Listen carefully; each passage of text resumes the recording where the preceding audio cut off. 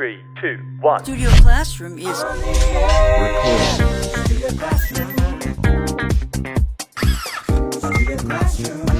by.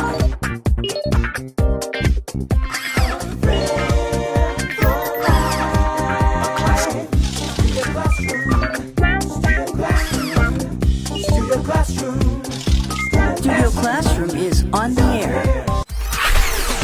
Dreaming of a white Christmas. Hey, welcome to Studio Classroom on the air.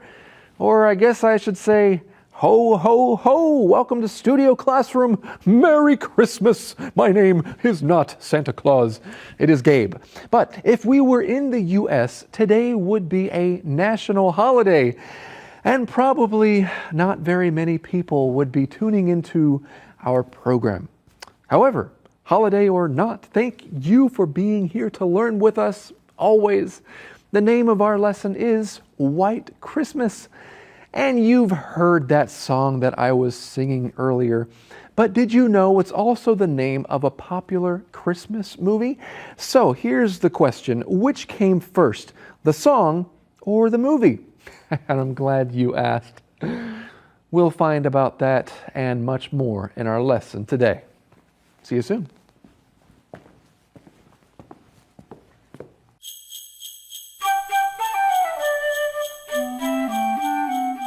White Christmas, one of the most celebrated Christmas movies of all time.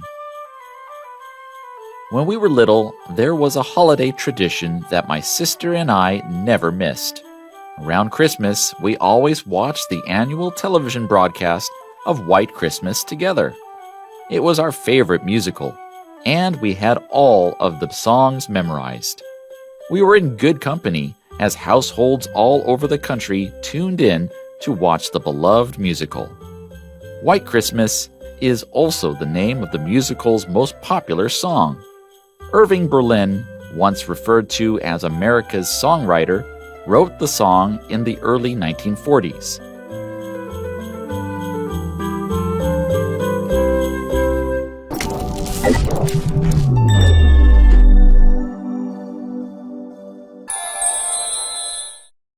Hello everyone, welcome to Language Lab. I'm Jack. 我们今天先来看片语 To be in good company. 这一句片语不能直接翻译，它不是在好的公司里的意思。To be in good company 的意思是情况相同的人很多。我们来看例句 If you haven't done your Christmas shopping yet, you're in good company. Many people wait until the last minute. 你如果圣诞礼物都还没买好，跟你情况相同的人很多，都会等到最后1分钟才去采购。或是 I'm having trouble with this app, but apparently I'm in good company as many others have complained about the same thing. 我手机里的这个 app 怪怪的，不过好像情况跟我一样的人很多，有不少人在为这个问题抱怨。再来一句 Scott was late for work because of a traffic jam.But he was in good company as half of the office showed up late as well. Scott 因为交通堵塞，所以上班迟到，但是情况相同的人很多，他们办公室有一半的人都迟到了。接下来我们来看片语动词 tune in。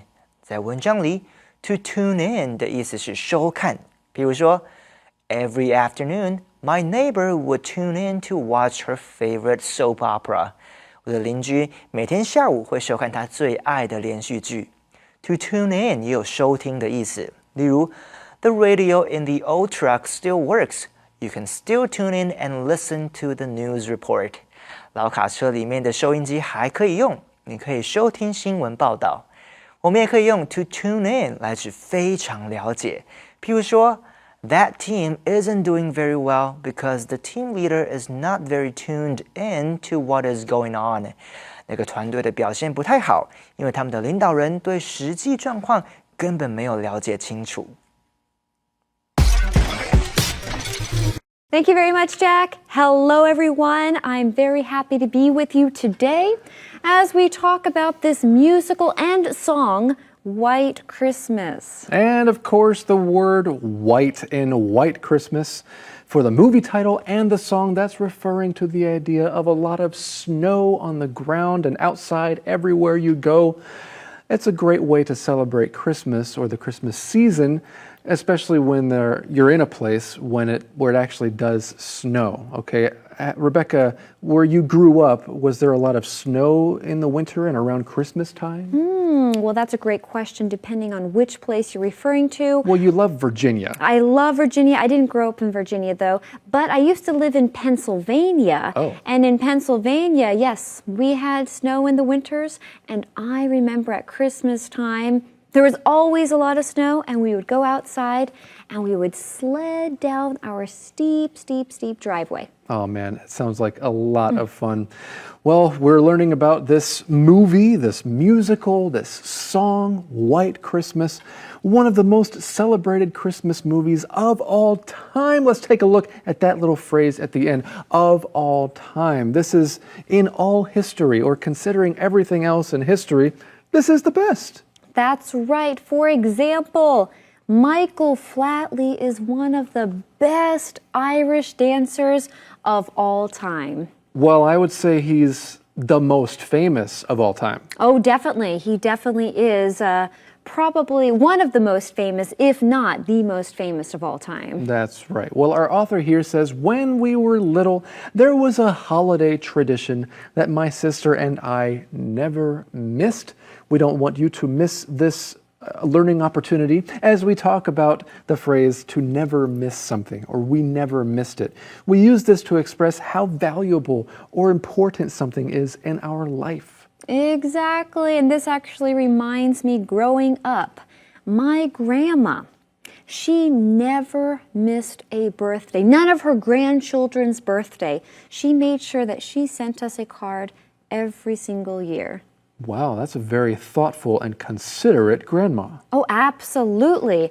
And after she passed away, it was a little strange not receiving that birthday card. Well, friends, can you think of another way to use that sentence pattern? Those two words, you never missed something because it was so dear to you. We continue around Christmas. We always watched the annual television broadcast of White Christmas together. That's what our author never missed. They always wanted to watch this broadcast.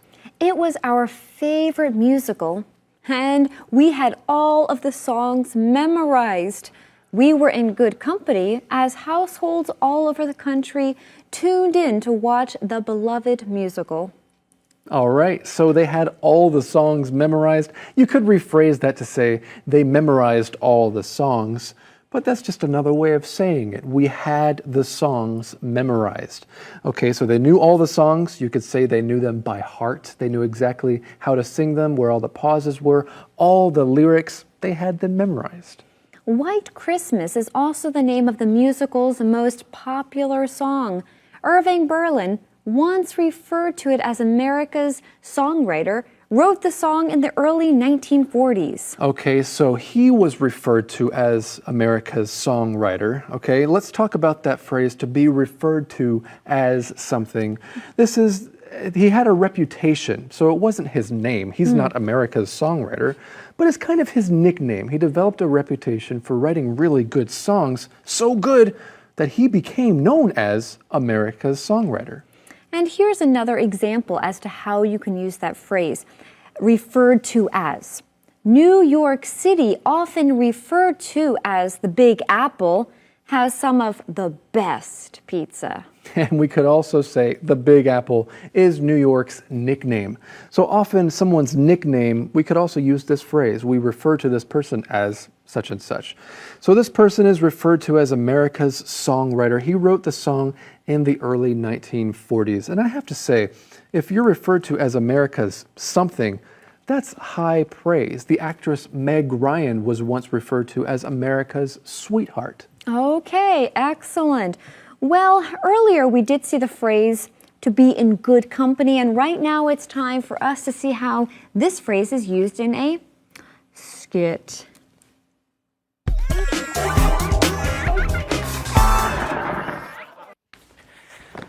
I'm late for class. Don't worry, there's a lot of traffic today. A lot of students were late. You're in good company. But how about that math homework last night?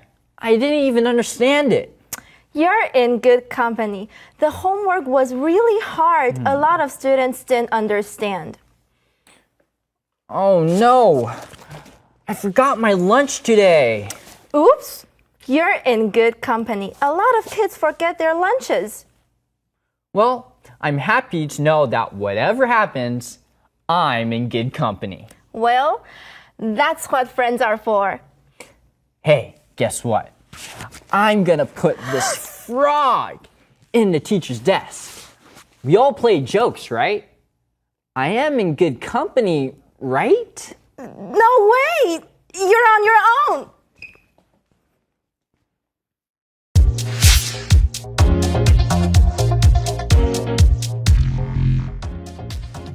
What about a new title? That's possible. Or even a new logo? Yes. I appreciate your ideas, but I think we need to think outside the box. Think outside the box? I don't even see a box on this layout. Not a literal box. When you think outside the box, you think differently. You look at something in a new way or with a different perspective. Oh, so that's what think outside the box means. Yes! What did you think it meant? Oh, well, don't worry about it. It's time for me to look at this layout again. Now, I'm going to go back to my box, my cubicle, and think outside the box. Soon, I will have some new ideas for you. I may change everything. Wow, okay, now you are thinking outside the box. Go, do it! Think outside the box. Woo!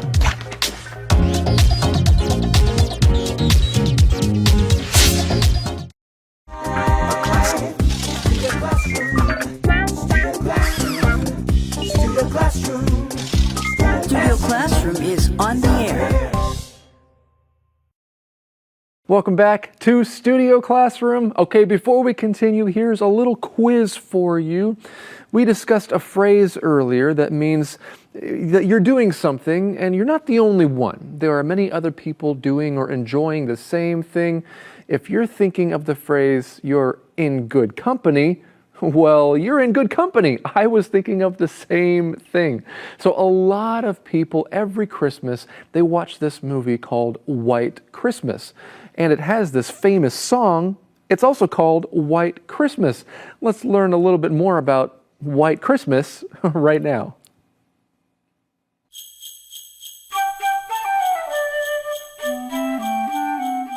White Christmas. It was first performed publicly on the radio in 1941 by world-renowned singer and actor Bing Crosby. He also performed it in the 1942 film Holiday Inn.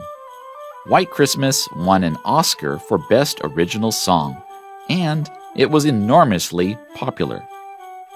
The movie studio wanted to take advantage of the song's success and decided to construct a movie around it. Bing Crosby was the obvious choice for the lead role, and comedian Danny Kaye co-starred. Rosemary Clooney, one of the best singers of her time, was asked to join. Vera Ellen, one of Hollywood's best dancers, rounded out the talented cast.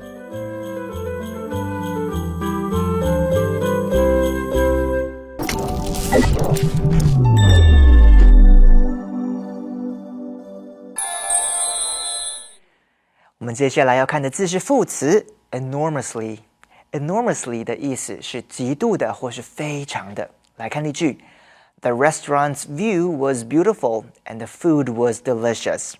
Everything was enormously wonderful.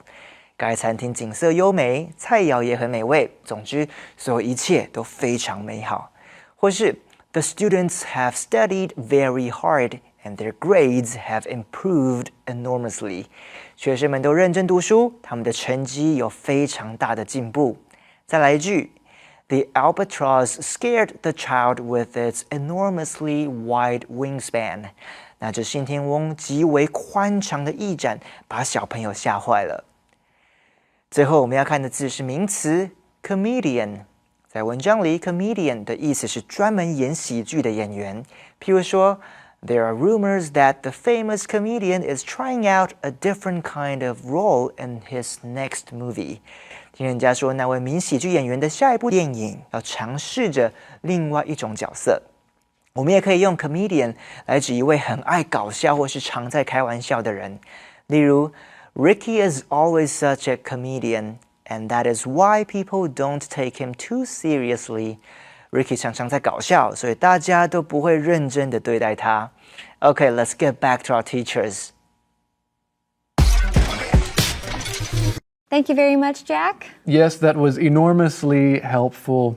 Let's continue with our lesson here, learning about White Christmas. So earlier we learned Irving Berlin wrote this song in the 1940s, and we read here it was first performed publicly on the radio in 1941 by a world-renowned singer and actor, Bing Crosby. I don't know if you've heard that name, Bing Crosby, before. He's quite an excellent singer, actor, and dancer and musician. Just, wow, he's an all-around great performer. He was world-renowned for sure. That means he was world-famous. And here he is on the cover of this EP, or this, well, album, White Christmas. Well, there he is. We read he also performed it in the 1942 film Holiday Inn. White Christmas won an Oscar for Best Original Song, and it was enormously popular. All right, so there's that word enormously, an enormously helpful word, a big word. Well, we read on, the movie studio wanted to take advantage of the song's success and decided to construct a movie around it. Let's take a look at a couple of things here in this sentence. The first is to take advantage of something. This means to make good use of the opportunities that something offers. That's right. For example, let's take advantage of the beautiful weather today and go to the beach or go out for a hike. Oh man, it's so good to take advantage of the weather, right? You don't want to be inside all day when it's really nice and sunny out. Now you can take advantage of things like this, like the song in our lesson. That means to make good use of the opportunity that you have. But don't use this word to talk about people. Or I should say, it means something different when someone takes advantage of somebody else. That is not a good thing. It means to 利用他, and it's not good to 利用 people. Don't take advantage of other people. That's right. So whenever you're working with people, whether it be in your job or just with your friends, I think it's very important that you show appreciation.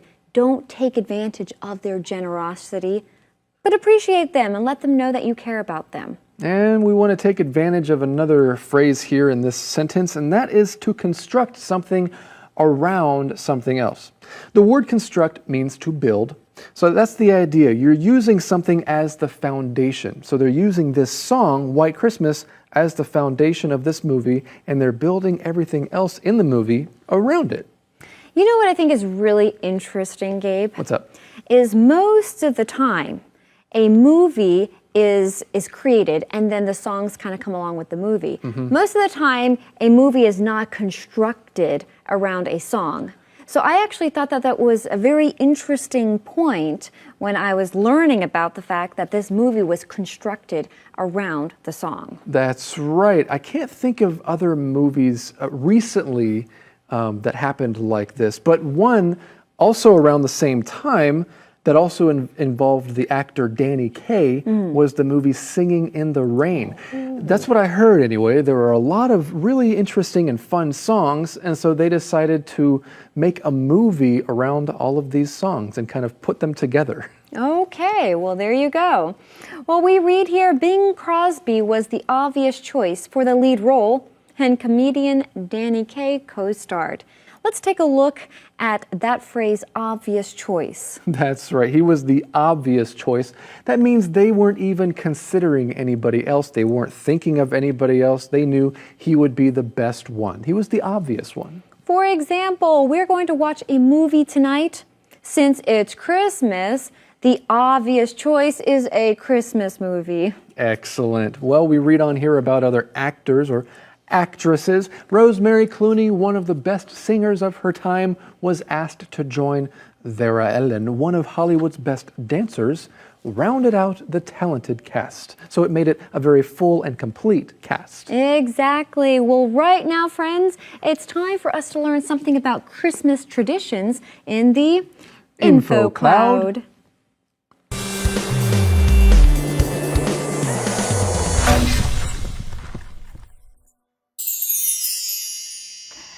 Merry Christmas, friends, and welcome to InfoCloud.